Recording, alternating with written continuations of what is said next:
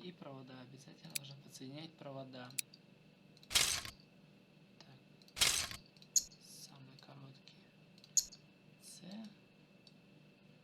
в Б. Ага, вот так вот. И сейчас так.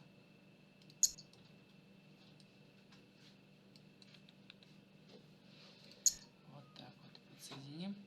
Итак, еще раз, у нас здесь используется передача на скорость, то есть от средней шестеренки к маленькой.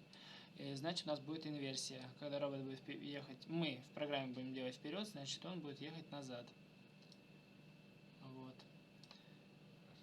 Так, ну и все, наш робот закончен. На следующем уроке будем рассматривать программу. Также дополнение к первому уроку по лего-дизайнеру.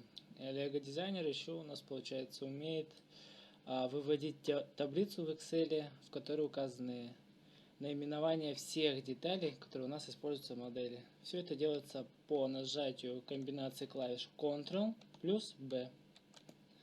Итак, у нас сохраняется экселевский файл как название самого проекта. Давайте посмотрим, что там. Итак, как видим, используются три кабеля 25 сантиметров.